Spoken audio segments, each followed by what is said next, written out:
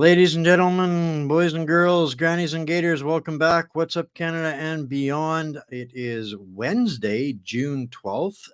Do you know what's going on in clown world today? We're going to talk a little bit about that in just a moment or two. First thing I need everybody to do, though, is to make sure that you have uh, given this a like, give it a thumbs up wherever you're tuning in from, give it a share. If you're not new here, you know that the censorship is beyond measure at this point, as they are now actively physically implementing Bill C-11. So things are getting hairy for getting good conversations and informative discussions out to the general population. So we need your help now more than ever. So make sure you give this a share wherever you're at. You won't have any luck sharing it on Facebook. We have been permanently, it seems, lost our privileges for streaming on Facebook. So tonight we're going to get an opportunity to have a chat with a gentleman I've been waiting for a long time to have this discussion with. I'm right in the middle of reading his book. He probably does not need a whole lot of introduction, but I got to tell you it is my honor and privilege to have Tom Marazzo on the show to join us for a little bit of one-on-one kitchen table talk tonight. Thank you so much, Tom, for finding some time to through your hectic schedule to get here and hang out with us this evening. Yeah, no, thanks for having me on. I know we've been doing the dance about coming on for a while. So, yeah, it's good that we finally connected and we get to talk. So, and I Yeah. appreciate you are the one who bought the book this month. So I appreciate that. Well, Yeah. I actually I gotta have to admit that I'm Mhm. hoping that I get away with helping a few other people find their way to your book and picking it up. Mhm. I actually had somebody lend me this book because they heard that I was getting a chance to have you on the show. So Mhm. it's now on my wish list on Amazon, and I'm going to make sure that I get it. I'm about 4 chapters in on it right now. Your foreword was written by Dr. Julie Panesi, who Yeah. we had the privilege of having on our show just Mhm. before she actually got terminated. I think Yeah. this show was one of the reasons she ended up in that situation and being forced to have Mhm. to do the right thing, and stand up to what was going on, going back on 2021 now. So Mhm. um, yeah, this has been a whirlwind for you. I know, Tom. You kind of got thrust into all of this, into the deep end, into the heat of the fire, right out of the chute for you. I was very impressed through watching you throughout the entire process of what happened in Ottawa throughout that convoy and the process that evolved, and so I was anxious to get a chance to read your book and one of the things that really struck me, it was you both spoke to it in the book about we think, therefore we are, and these are testimonies, and it's important to tell the stories because these testimonies and stories is what lives on in spite of all of the things. That is the immeasurable human within us that Mhm. AI will never be able to adequately replicate, is how we express and how we feel and live situations. And that's the part that people connect to when we're telling stories. So thank you for undergoing what you say was a very laborious endeavor to get that book out to us. And I'm glad to have it. And I'll make sure in the Substack, guys, and if you're in the show description, you'll find a link. Go over there and buy one of Tom's books.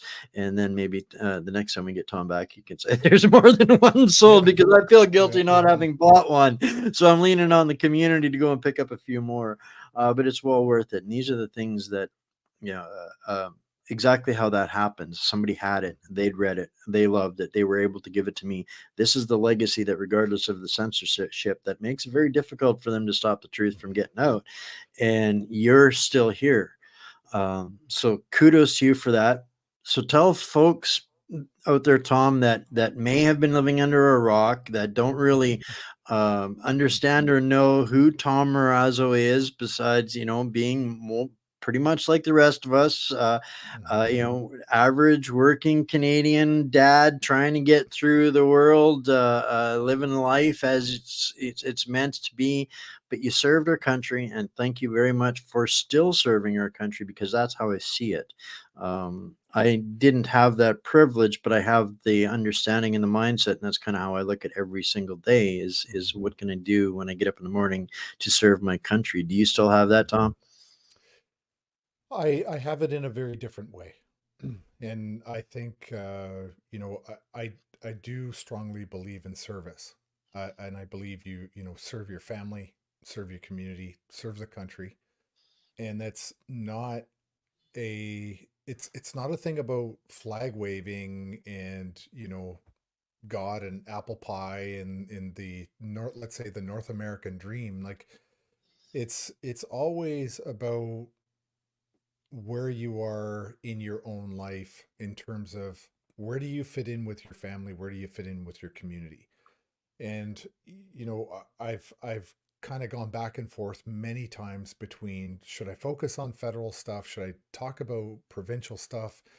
I've come full circle now, and I spend the vast majority of my time these days talking about localism. And oftentimes I've spoken about these three circles. There's your circle of control. That's you. That's directly what you control in your life. The circle of influence, which is just a little bit bigger than that. You don't control it, but you have influence on it. And if you can, your circle of influence should be converted into your circle of control if you can. But then there's the circle of interest. That's this little tiny circle way out there in the periphery that you have absolutely no control over. Pierre Poilievre, Justin Trudeau, none of those guys take my calls. They do them. And I have no control or influence over anything that they do.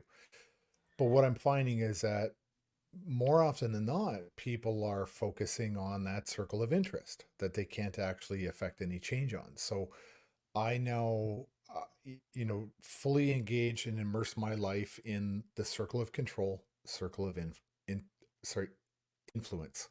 So that's where I've kind of come back to, and that's now about, serving your family, serving your community. And I believe that that's an important thing to do. And I went into teaching after I left the military. I went back to school for 4 years. I did a software degree, and I knew almost immediately within that software degree that when I was done, I wanted to go into teaching. And I thought teaching was a way to serve. It was to be really good, impart knowledge, but influence people's careers going forward if they chose to go into that career path that you were teaching. And I thought that that was a very noble call. Um, and yet I did that for 2 years, and I got fired because of COVID mandates and all these other ridiculous things. And I think it's been difficult. I'm not going to lie. Like it's been difficult for all of us, myself, Chris Barber, Tamara, Keith Wilson, Eva Chipiuk, like all of us that were there, fully immersed in it, and many others. I mean, many others that I do know, and a lot that I don't know. It's been very difficult for all of us in trying to put our lives sort of back together post COVID. Myself, I'm being sued along with the other people I just mentioned for hundreds of millions of dollars. Um, I'm one of the ones named on the lawsuit. The lead plaintiff is Zexi Li from Ottawa, the young Chinese, maybe Canadian girl who works for the federal government, decided to be the lead plaintiff on a class action against us for honking horns. For three hundred Honking and forty horns. million dollars or Yeah, something? it's between 300 and 400 million. The number It's an kind of is absurd all over. number, Yeah. yeah. And I don't own a truck. I wasn't a truck driver. I don't own a truck, therefore I don't own a horn. I never blew a horn. And so here we are. I'm being sued for honking of horns. And here's a true fact. I was actually trying to negotiate with the Ottawa police to reduce the amount of horn honking in the city if the Ottawa police would allow us to get a pumper truck up onto Wellington so we could clean out the porta potties that we rented. and they refused to do it. And so they were, they love the narrative. Oh yeah, they're, going to the bathroom on people's front lawns and all that kind of stuff. It's like, no, we're not. It was total bogus. We're, that was all bogus, right? Yeah. But we rented porta potties and had them up on Wellington. They just refused to let us get them cleaned out, so they became unusable. And then the media jumped on the That's story. standard operating procedure for those guys when they're dealing Yeah. with that kind of stuff, and but that's not what ever makes it out to the real world. No. And I was grateful this time around. And I say this time around because for me, I saw this convoy quite differently. I want to get back to the point where you mentioned these other individuals and yourself being sued in this lawsuit, but um, this convoy, I was able to sit back from a distance and observe the differences between this one and the first one, and I was able to take a position at a higher altitude and disseminate Hmm. better information to farther distances and reaches, and things like that. So that was one of the things that I actually, even though you and I never communicated in that Hmm. time, you were one of the people that I leaned on for credible resources and information that I could disseminate to the world. The world needed to know. This was not the world's first kick at the can with a convoy in Canada. They Hmm. had been waiting for this 2.0 after the first one in 2019 that really Hmm. set the liberal pants on fire then. But they had done a very good job of suppressing the first one through the Hmm. same machinations of lawfare and media control and all of those things that they lost control of the second time around, but they had full control of it the first time around. So now you're stuck in this absurd lawsuit because somebody's feeler got hurt who just happens to be a protected individual of the political class in Ottawa, where this is now ongoing, and this is where it gets so hypocritical and makes Canada so embarrassing. 2 years into this, you guys are being tried and persecuted for mischief to the tune of 300 and some odd absurd $1 million, Hmm. when our environment minister has twice actually committed serious crimes, let off on mischief with absolutely nothing, and now he is the head of our environmental Stasi in Canada. This is, the world is not blind and deaf, dumb, or stupid, and they see this going on here in Canada. But when, like you said, you try to reach out to any of our representatives, it's a stone wall. Is Hmm. it's and this is I love hearing what you were saying about going back to your community. That's where the Hmm. service begins. Yeah. And to me, people on this channel hear it all the time. I say it all the time. Localism is the 100% safe and effective cure for globalism. It's Yes. all of this insanity is coming from far away, dreamt up lands in fairy tale clouds, but it depends on localism for the implementation. So this is where reestablishing and fortifying and securing our own communities Hmm. is the heart of evading the devastation that is going to be coming if this isn't ultimately, in my opinion, stopped. But I think I have faith. I look at this from different altitudes, and I think we're winning, but it's going to get really ugly and nasty yet. What do you think Hmm. about any of that I just ranted off about? Yeah, no, so there was I mean we've heard the expression do not comply, which I agree. I think that's a very smart message. Civil But disobedience is the heart of it, democracy. it absolutely is. And yet there was a new saying that I had heard from a veteran. He belongs to Veterans for Freedom. I never met this person who said it, but he said, "Okay, we're not going with do not comply right now. Do not rely. Do not rely on the government. Do not rely on the Love hard that. on the medical system. Like stop relying on other people for your well-being. It doesn't mean avoid community. It means fortify your community. Build a better community in your local area. Get it you might live in a 50-story beehive in downtown Toronto, or you might be out in the country somewhere. but you're still in a network somewhere. Yep. You even if you live in that beehive in Toronto, you can still drive out to the outskirts of Toronto somewhere, find different markets, find different farmers, build that community.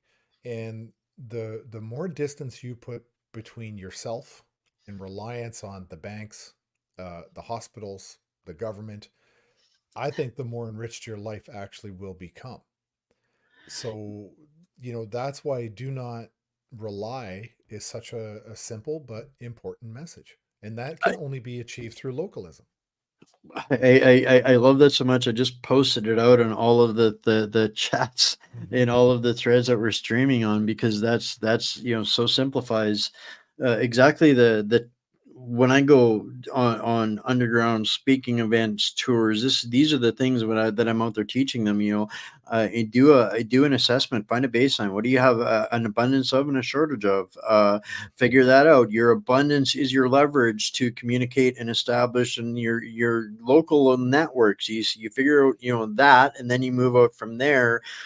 Because when the end of the babysitting comes, those that have established a strong community of infrastructure on the necessities, they're the ones that don't aren't reliant on the establishment, the quote unquote government.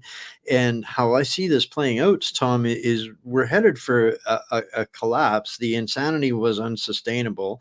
They have Mhm. printed our country into oblivion, and there's going to be some ugliness. And how they plan this in their great reset, build back better, is to crash the system and then offer carrots for compliance. Help us rebuild as we, a better tomorrow. We'll build it back better. All you have to do is accept these things that you need. This currency, you can go to Walmart, the what did they call them during the essential services places? You Yeah. can go to Walmart and all the places that they themselves own, and you'll get your necessities. And don't worry, we've got some high density living. You won't need a vehicle. We can stack you up in the people coops, and there we can rebuild society. And they're going to be dependent on they're depending on us being 100% dependent on them, and that's how we beat them, is by Mhm. making our own communities strong enough to say, yeah, no thanks, don't need Yeah. your Satan crack. I, I agree. I agree. I mean, a lot of people, they're preparing for something to come. And I think that's a smart thing, even if you look at it in terms of it's just an insurance policy. So, Yep. hey, we all have house insurance against fire and theft and, damage. We have auto insurance. We have insurance. So just take it one step further and just say, this is responsibility insurance.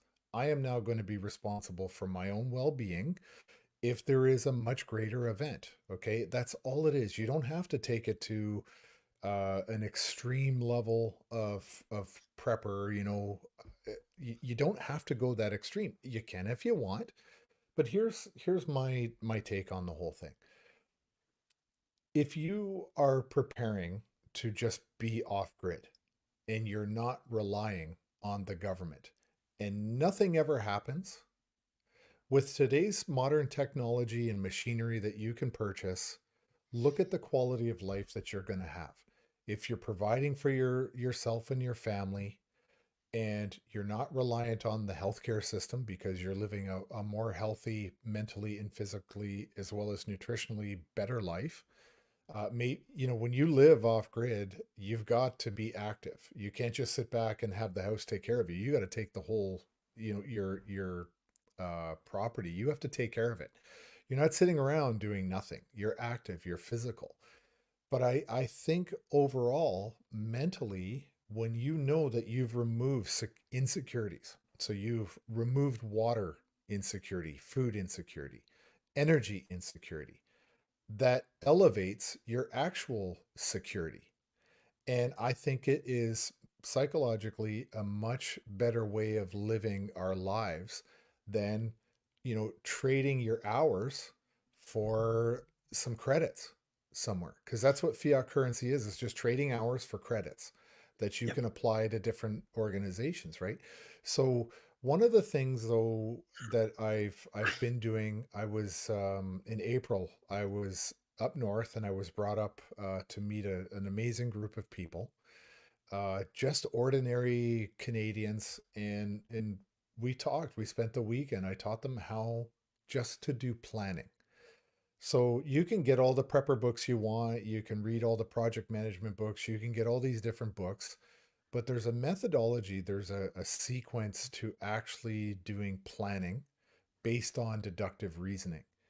And I wrote an article in my Substack about it, and I'm pretty sure that one I've just converted for free because I think that's an important article that people should read.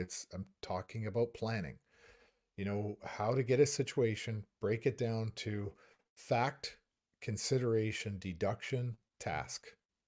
The goal is just to materialize a list of the most efficient tasks that are required to address the facts. Okay, so I'm using deductions to arrive at a laundry list of tasks. Once each and every one of those tasks are completed, your plan is done. It's over. Like that's what planning is. It's just developing a list of tasks that you can achieve. And then, there's a little bit more to this. You want to identify what are my constraints. For example, let's just say a constraint is to where I'm located, Lake Ontario is south of me. So in a natural disaster, I know I'm not going south. Lake Ontario is a physical constraint for me. Yeah. Now, what are my assumptions? You want to list assumptions when you're talking about planning. If I gave you a scenario and you said to me, well, I'm assuming this or I'm assuming that, great. Your assumptions actually lead to more questions because I may not have thought of those questions. And you say to me, well, listen, Tom, I know if you got to get out of there, you look young. I assume that you don't have any medical issues that would prevent you from leaving your house. Well, maybe somebody in my household does, right? So if you list your assumptions, you derive questions from that. So Yeah. when you're looking at assumptions and constraints, then you take the problem and you break it down into a fact, a consideration, a deduction. Those three things right there will help you get a task. And that task is the most efficient, fat free task that you could derive to, the situation you're in. That's your plan. I mean, that's all it really comes down to. And I did some exercises with this group of people, and the results really spoke for themselves. That group, they were very happy with that knowledge and that understanding. And I would love to do more of that type of work with different groups because I think it's an important skill that people should have. I mean, you can get all the prepper books, you can get project management books, but they're not really always telling you how to follow a process. They're going to They're sell you telling, lots of stuff. yeah, and they'll They're tell going to you sell you lots of gadgets. yeah, you need to get a bug out bag. You need to have MREs or IMPs. You need to be canning. You need to be doing this. Well, wait a minute. My situation dictates that that stuff isn't really going to apply to me. So based on Yeah. my own, and this is why I agreed to go up to this with this group and teach them how to plan, because I can't do a plan for somebody, like I said, in a Toronto beehive, and then somebody out in the country and think that that's going to be the same thing. I have to Yeah. teach you how to do your own plan for your own situation. So that's what I did.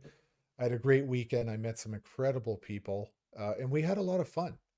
You know, Well, that skill set was one of the reasons why I wanted to bring you on and have this discussion. In my experience, you've always been the voice of reason and calm, even in the most chaotic of settings, and I understand where that comes from, and that this uh, responsibility for what we're teaching people that's appropriate to them wherever they are, wherever they're at. That's comes from our ears being our best weapons and understanding. Where are your needs? This is how you deal with the situation, and you come up with a strategic plan for that. And that's what you specialized in.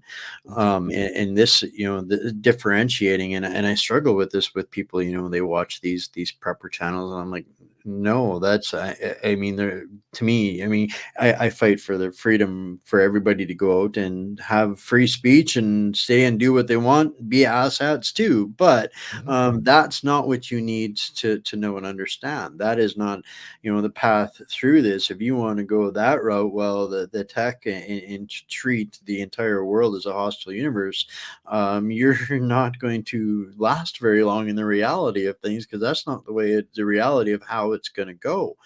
And so we have a situation right now where our society on a whole is so fear driven, that they're being moved in directions through that, and that's kind of created a bit of a parasitic zone for the wild west, where there are a lot of people out there, professing to be experts in this and that and the other thing. But at the end of the day, it's still up to us to have the discernment to know if somebody just pitching us something, or is this useful?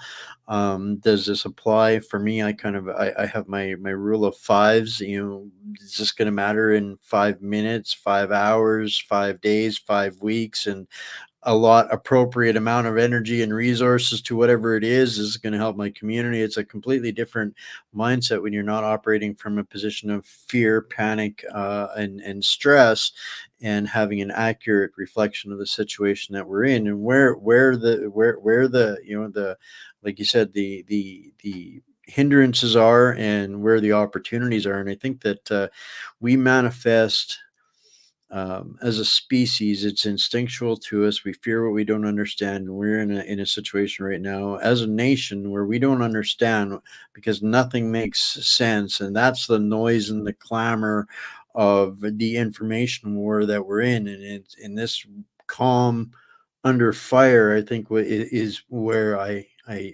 like what you bring to the community. It isn't all, to me, fighting what we're doing isn't going out there on the picket lines of the front line of the protests. That's an emotional outburst. That's not fixing or solving anything.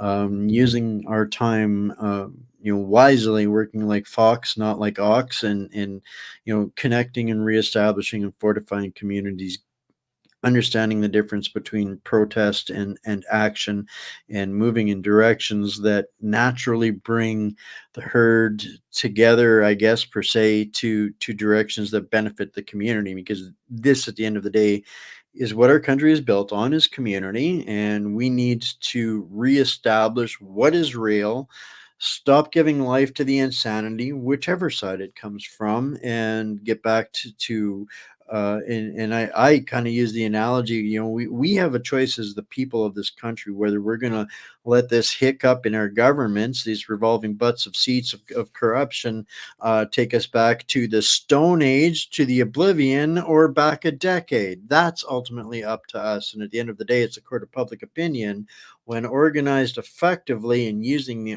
articulate, accurate language reflective of the discussion, that we will find our path back to calm, sane, and reason. And I think this is kind of starting to happen on a global scale, and a lot of that's caused because of the community here that has taken the punches. They've stuck their head over the parapet. But it's the ones like yourself, Tom, that continue this discussion about where reality is, and where the avatar game is that is meant to distract us and keep us bewildered, befuddled, Mhm.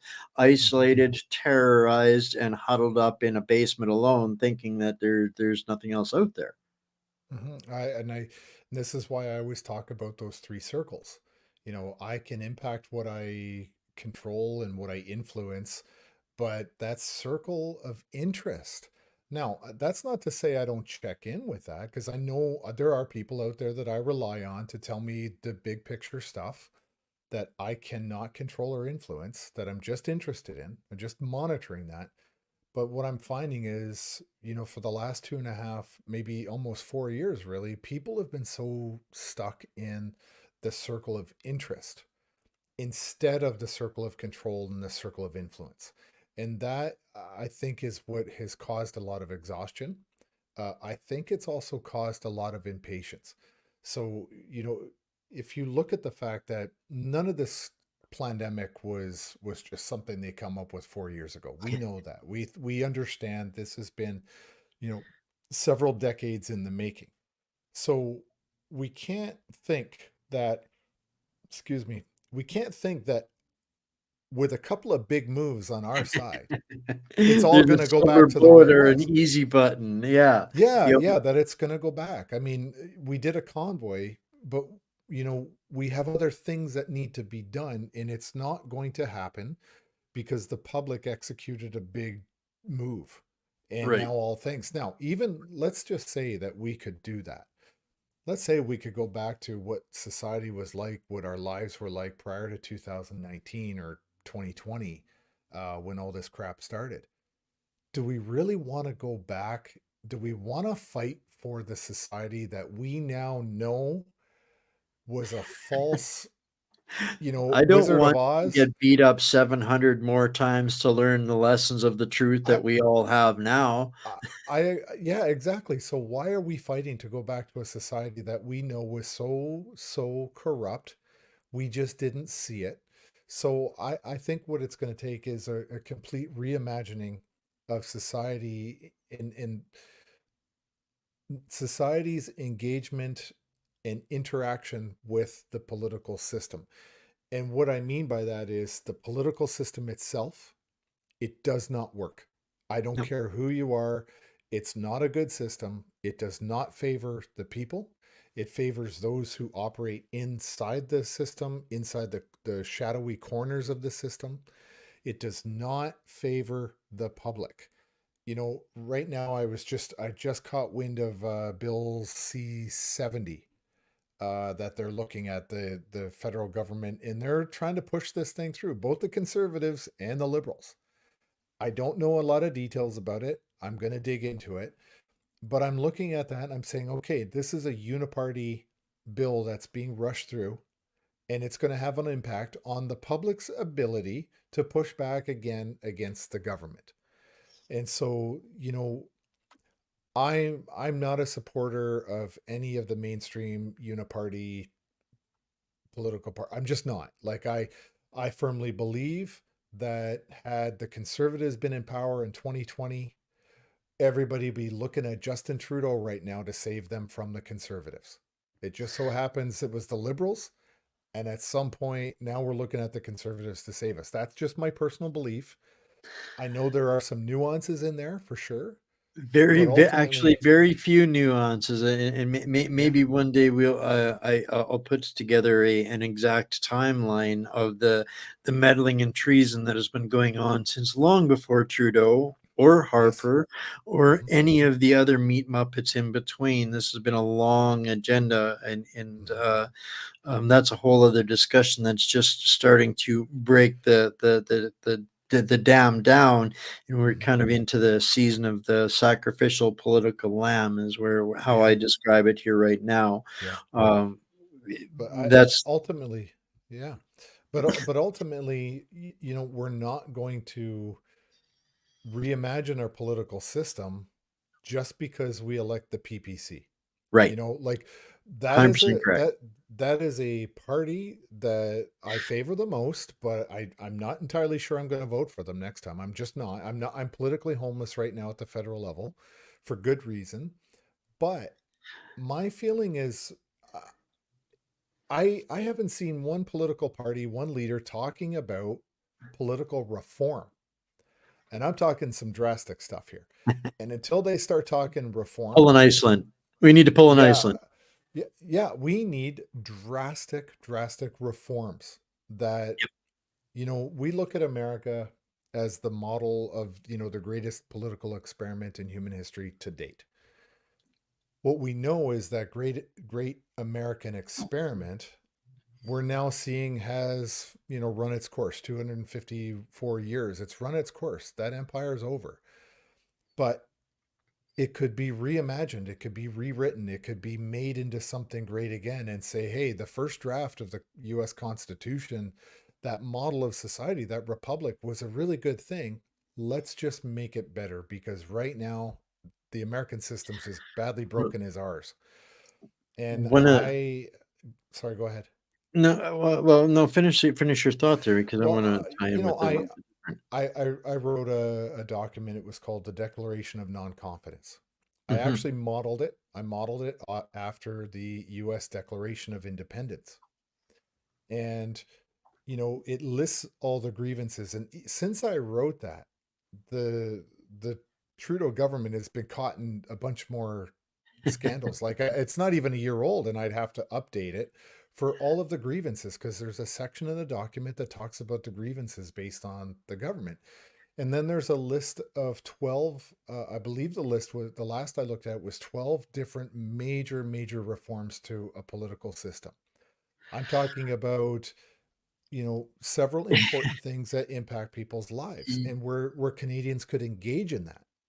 But You and I are gonna have to compare notes on a few things. I'm sorry, I'm grinning from ear to ear, Tom. Here, when I hear what you've done here with this in 2021, I wrote a document that I called the Declaration of Notice, which mm, was after my multiple trips across the country. I thought, what would it look like if I took the top problems that everybody had in consensus and put them into one document with the solutions. And yes, it ended up with 2 million downloads. An airborne captain nice. served it to half of the parliament, all of the Senate. He went and got it printed up and poster size stuff, made sure that they all got it. And they were mortified that people could articulate such ideas and that people would resonate with on that kind of level. So this I think this is something that is an opportunity for us to again push forward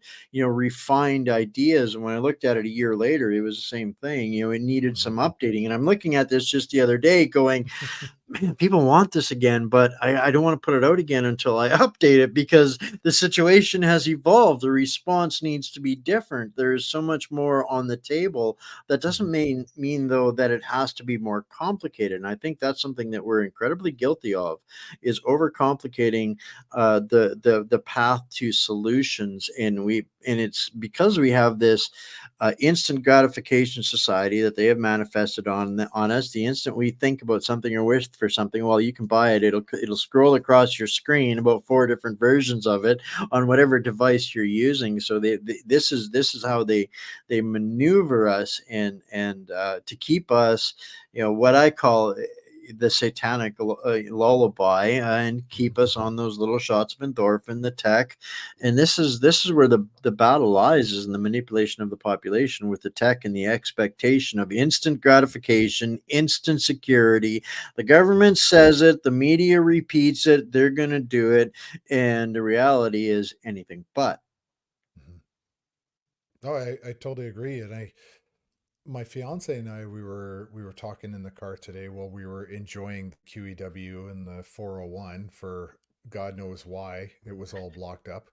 Um, we were talking about misinformation, disinformation, and looking at it. And I said, look, if I was Russia right now, if I was Russia or North Korea or China, if I was one of those countries that the West just doesn't like, I would be pumping in so much emotional, upsetting um, content into Western civilization as I possibly could. I would make the people of the West so incensed that if a leaf flew by, they would be ready to say it was a conspiracy. I would pump everybody's brains so full of highly emotional, contentious content and blame the governments that all these people come from. That's what I would do. I literally would do that. And so why would I be interested in this? Well, I think I'm going to write about that on my neck because I do a Substack once a week. And I think the idea is to say, look, you need to be able to discern who might be to gain by putting out certain content on your social media feed, on your Twitter. This is the kind of stuff, right? Like, it's highly emotional, and if you can't verify it, maybe you don't repost it. Well, this is one of the things that I've been really taking a step back over this spring here and realizing when I first started my platform just over 5 years ago, and even at the beginning of COVID, I was the only one really that was doing those kinds of things. Here we are a couple of years later, 3 years, 4 years later, and there's hundreds and hundreds of people out there doing this. And we now have gotten to the point where we need to understand the difference between entertainment, education, news, noise, which is all things of a thriving, healthy environment, alternative, public square. But this is why they fear in us in doing all of this, that the only thing that they have to counter that, they can't silence us all. So it's this misinformation, disinformation. But the thing that strikes me about this is, if I were the bad guy, that's exactly what I would do. Yes, Hmm. but here we are in an inverted situation that our society has never experienced before, where it's our own government that is guilty of doing exactly all of these Hmm. things through the infiltration of I don't even, the realistically and by the letter of law, all 338 are guilty of some form of meddling, foreign interference, or treason, just by association of the organizations that they are friends with or lobbyists for, or whoever put them in office. But cutting them some slack, they aren't even the worst of the worst in this system. So it's the system that is damaged and destroyed beyond all capability. That doesn't mean the walls around the system can't be restructured and repurposed, but it's at that point in time in history where it's up to the people to decide for that to happen. I feel, and and if we want to truly exercise democracy, we have to understand that that is the highest jurisdiction in every land is the court of the public opinion. But it takes a unified public opinion, and this is where they interject and they fear us and the public square and the discussion and the censorship and the misinformation that our own mockingbird mercenaries media is guilty of pervading. And this is all a small group of people that are that I see within our system right now at the liberals finally agreeing to take part in an inquiry into this. No, they want to control how the story is spun for damage control, to make sure nobody is looking at any of them. They have picked out their sacrificial lambs to pacify the masses, and these are the things that we have to be relentless about uncovering and saying no. And that's the court of public opinion that's dependent on doing that, because they're not going to be able to depend on people like myself or yourself in the public space, because at some point here, with 63, we've all got our own labeled gulag. Hmm. Absolutely. And the beginning of the pandemic, it was the government, every level of government was just pounding Canadians and other countries, their governments were doing it to them too, pounding them with misinformation and disinformation the whole bloody time. And then the war in Ukraine started with Russia and the whole bit. And then now all of a sudden, everyone's turned their attention to Russia. Like, literally the day he revoked the Emergencies Act, I think the next day they went after Russia because Russia invaded Ukraine, or whatever the deal. I honestly, I could care less, to be perfectly honest. Um, I really don't care about the Russia Ukraine conflict. In terms of what does it mean to me as a Canadian. Um, I could get, That's that's a whole different episode, I'm sure. Um, for my community here, I just want to cap that off with something. That is exactly how anybody in leadership in any capacity, in government or not, should be thinking about the conflict in Ukraine. Unfortunately, I have to know to dispel the disinformation and the misinformation and the propaganda. So I am deeply entrenched in the knowledge of the real truth and story about what's going on over there. And but I don't choose to be. I only have to do that for self-defense. Know thine enemy and know what they're doing. Mm. Understand the battlefields that impact us. What are they using to justify this pillaging and this wealth extraction of our country and laundering, money laundering, and the bio labs? It's all connected to this. Mhm. But the bottom line of it is, politically, we've got no business dealing with that, especially when we think of the hair-laden meat muppet in Ottawa running around yipping like a chihuahua, forgetting who our neighbor is on the northern side of our country. Like, how stupid are you? Excuse me Oh for yeah. that, but No, I agree. Like I wrote about it on my Substack as well. The fact that, you know, I if you look at Russia, and we'll just talk about this because I think it's important for people. It's part of everything else that we've been talking about. Russia during, you know, when the Cold War started, there was the Warsaw Pact, you know, Lithuania, Latvia, Czechoslovakia when they were still together. Uh, Ukraine. Now, Ukraine was not part of the Warsaw Pact because they were considered basically almost like a separate province or state of Russia. They were under such dominance from Russia that they weren't officially part of the Warsaw Pact because it was like Russia is the leader and Ukraine is our little stepbrother there. So when you look at the fact that the Cold War resulted in NATO, okay, but once Russia declared bankruptcy and the NATO should Berlin have Wall shut came down. down, NATO should have disappeared. They didn't have a Yep, reason to exist anymore, right? yep. But what's happened since Reagan? 17 new nations since then. Yeah, they've just pushed forward Pushed, east and east and west, right they've on his cornered border. these people. If you look on the map, if you look on the NATO map, three sides of Russia have NATO countries on Yes. three of his borders. Of course, he's going to want to project his power out and create a buffer, right? Now, honestly, forget about the whole NATO stuff for a minute being on his border. Look at it this way. If he wants to go after one of his former allies, that's his that's up to him, that's up to Ukraine. If the other countries in that area are worried about Russia expansion towards the west, well, then reform the Warsaw Pact and contain Russia. Okay. Don't assume it to be NATO's problem. Those are local people, regional countries that are there. Let them contain Russia on their own. Why does a Canadian or an American or an Australian or a French person or a British person, why do they have to risk their sons and daughters going over and getting killed or killing Russians?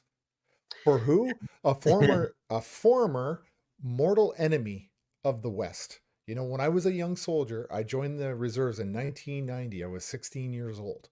I'm 51 now. We trained for the Cold War even in 1990. It was, you know, a Yes. year after the Yes. Soviet Union collapsed, but we were still training for the Cold War for a couple more years because you never knew what was going to happen. But you know, these are people that I trained to go and fight, and these were the people that were training us to fight or training to fight us. These were mortal enemies. They're not part of the UN, they're not part of NATO. Why do we have any obligation to go and intervene in a former heavily controlled Soviet Union state? It's none of our bloody business, and I don't want to be None of it risking is. my kids' lives for that conflict over there. We're not in Sudan. You don't see us in Sierra Leone all that much. You don't see us in No. I don't know. I could list a Everybody's getting dozen evicted wars. out of Africa these days. Yeah, Yeah, yeah, yeah. that's going to be an African continent very, very soon. What was Right. another $1 billion But base let yeah, go but the other why day? is it important to us as a Canadian? One, It shouldn't be. because World War I, World War II, Canada actually had a draft. Hmm. Okay. They only brought it in for replacements. They didn't, declare war and say, okay, we're implementing a draft.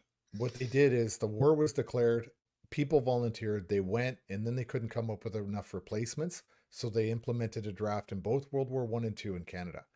Well, if this kicks off World War Three, how long before? Because they've decimated completely the Canadian Armed Forces. It's 15 to it's between 12 and 16,000 people under strength, and they can't recruit, they can't fill their ranks, they can't even put together full brigades. And yet we think that as Canadians, we're going to go and literally poke the bear and think there's not going to be a consequence to our country. They It's are light years ahead of us on cyber warfare. Okay, Canada's no match for the Russian cyber warfare capability, nor are they a match for China. So why are we antagonizing a former superpower it's with our just measly sized little military it's a and joke. for It's no an reason why? insult. Yeah, yeah.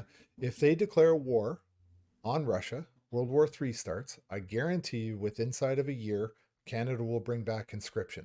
And that means our sons and daughters are going to get sacrificed in Russia, just like the young sons and daughters in Ukraine and other Eastern European countries getting killed. And Russian young sons and daughters are getting killed over there pretty good too.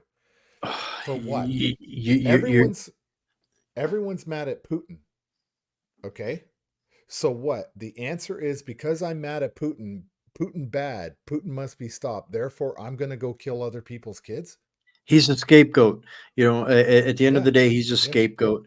Yeah. They didn't expect Putin to rebuild Russia in the time frame that he did with the time that he had, Mm-hmm. and they were hell bent on their conquest of nations through assimilation of military influence and economic influence. But that's backfired, and it's over. That day Mm-hmm. is done. And unfortunately, like for me, I this goes back so little unpopular secret. The story of Ukraine is one that's kind of dear to me because Krista Freeland's from my hometown. I know Mm-hmm. who she is, where she comes from, what she has done. I've known this my whole life, so I've been watching the poison that her and the corruption around her has brought to the Ukraine, and I say with the greatest of shame that you millions of a million plus people have died in that conflict because of the influences of that lady and the people that she represents. They are intricately involved in all of that, and I am so deeply ashamed of all of that because we have no business being involved in any of that, and it terrifies me. And you brought up the about conscription, and this is another thing that irritates me. It's kind of a bit of a trigger. People refer back to World War One and World War Two. They fail to realize that Canada was in those wars from day one, not from Mm-hmm. 1941, not from 1918 for the last 9 months of the First Mm-hmm. World War. Canada sacrificed with a much lower population, a greater deficit and sacrifice than many other nations did, just simply because we didn't have the multitudes of population, and that's lost on people. And but I think that the- you know part of that is Canada's never had to fight for our own country. We've never had to fight for our own land. Mm-hmm. And I think that there's kind of like a bit of a Lord of the Rings Gandalf on the horizon happening in a little bit in Europe right now because the Europeans have. All of them have, and they have a Mm-hmm. very long memory. And it's really all over the news right now about the shift to the hard far right over there. No, no, no, no. That's people that are done and they are not willing to send their sons and daughters into that meat grinder because it's not what our media here is telling people. And what's going on, it's not Putin that's escalating this war, it's Biden giving Ukraine weapons that is targeting regions of Russia, interfering with their defense systems in faraway places in Russia that Ukraine has got no business dealing with. And Putin has identified, rightfully so, that at this point, by providing these weapons and engaging in this manner, you are legitimate targets. And we should be incredibly grateful at Putin's restraint and being the adult in the room right now, because if we held ourselves to the same standards as our grandfathers did, we would expect to basically be obliterated right now, and rightfully, justfully so. And this is such a travesty that none of this needs to be happening except for the deception of small, entitled, groups of individuals with lots of money, power, wealth, and influence. It's this is the part I think that we're going to come out the other side, Tom, and that's going to end. That's gonna Mhm. end, and that's gonna I think because of the evolution of technology, the equality of information. They can only play the whack-a-mole game on us so long. The world is coming into alignment and understanding and agreement about what's right and what's wrong, whether these guys that control the megaphones behind the green curtain, do or not. Mhm. That's kinda just how I see it. Yeah, Maybe and not in my lifetime, but, that's happening. I hope it does. I really do want to see the collective consciousness of the people really kind of come into an alignment. And I like what's happening in Europe right now. I like what happened to France. Mhm. It's funny because nobody calls a snap election unless they believe they have a reasonable chance of winning a majority. Or hiding the But when steel or in something, the yeah, confusion. but when you just get your ass handed to you like Macron did in the European Parliament elections, and now you think, okay, let's dissolve the government and go to an election in 3 weeks. I'm hoping he gets knocked flat on his back. I hope his party gets obliterated. I hope he's done. I'd like to see this. Let's make it like the Arabic Spring, non-violent, but the let's say the European Spring. I guess it's the summer. But let's see this wave trickle all the way through Europe. Let's see it happen in Germany. Let's see it happen in the Netherlands.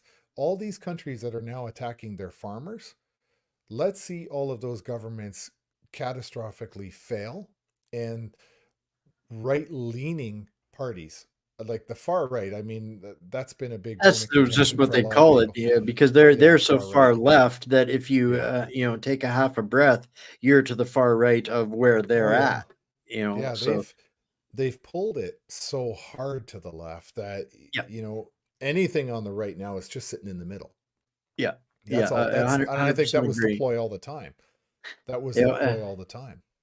but, uh last thought before I get your feedback on this, and I let you go. And I'm very, very appreciative of you taking the time to chat with us here.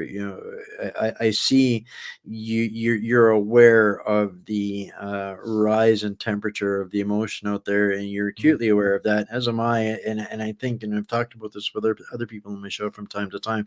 We're at a point where people are going to have to make a conscious decision, and mhm, we're being forced into revolution, but that's not necessarily how it has to go. We have a choice between renaissance and a revolution, and I am 100% in favor of a renaissance over a revolution. And mhm, so this is why we have to be now more careful than ever for the things that are meant to push towards that, and having common sense and level head. And if you're emotionally out of whack, go and read one of Tom's Substacks. mm. Yeah, I read a lot. I write a lot. Turns out I really quite enjoy writing. I feel like I take a lot of the sentiment out there, a lot of the emotion out there in when I write. What I'm just trying to do is articulate my own feelings about what I see, and applying my own logic to what I see. And that seems to resonate with a lot of people, and for that I'm grateful that I can sort of provide that service to a community of readers that know something is inherently wrong. It's just, how do I explain it, how do I articulate it myself to somebody else?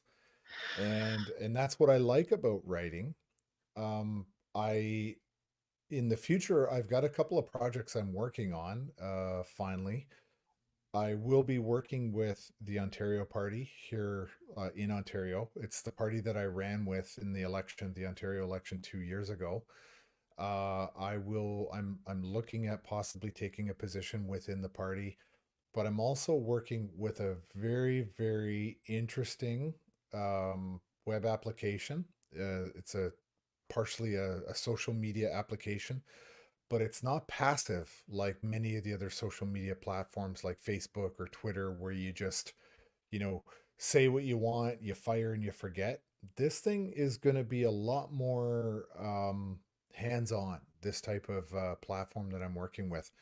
And a great guy, the CEO of the company, reached out to me and said, "Let's talk about your involvement in this." And I'm very excited for that. I'll just say that. But it's something that you can use every day to actually take steps, take action, and I'm very excited about it. Very excited. I think there may have been some divine influence in the timing of our discussion, Tom. I know that we're going to have to Mhm. get together and talk Yeah. in a more informal head melding capacity, because we've been building some stuff too, and I would really like your thoughts and opinions on that. And Hmm. this is what I love, the creation that comes out of the chaos. Yeah. And to how I see things, I think is how you see things. I read that you're an expert in Krav Maga. I Hmm. worked with an eight-time world Muay Thai champion who loved it, taught it as well, so I have a deep respect and understanding for the old adage that goes, "It's better to be a warrior walking in a garden than a gardener walking in a war." And I Oh yeah. thank you, sir, for being Yeah. a warrior walking in the garden and helping to nurture and grow, help our community through a homeopathic Hmm. ideology, I guess, for Yeah. lack of a better way of saying it. So, last thoughts before I let you go here, Tom. It's been such a pleasure to have you on. Really look forward to chatting again sometime soon. I think last thoughts again come back to what we started with, which are is do not rely, focus on localism. Don't be afraid to build your networks in your local area and develop skills. Skills are an important thing. Even Don't if you've never, underestimate the value of yeah, your skills you do have for others. yeah, and yeah, exactly. I totally agree. And skills, community, being engaged, building a network, and not complying and not relying is an important thing. And if the world just goes back and resets itself all on its own normally, you've got a much better high quality of life, I think. I couldn't agree more. It's a All pleasure. right. Been a pleasure, Tom. Thank you. Thank you so Thanks, much. Wayne. Wow, that was a refreshing discussion. I think we all need more of those guys. Thank you all for tuning in, joining in. Stay mighty, stay strong. I'm a genuine believer that love is our default position. Everything else is, a reaction or a necessary or unnecessary reaction to the environment that we are in. So. Um, Give it a share, guys, and we will see you. What do we got tomorrow? Tomorrow, we're going to be digging into a little bit more of the geopolitics, conflict implications, and what's going on with I guess you could call it the Cuban Missile Crisis 2.0. So we will see you tomorrow.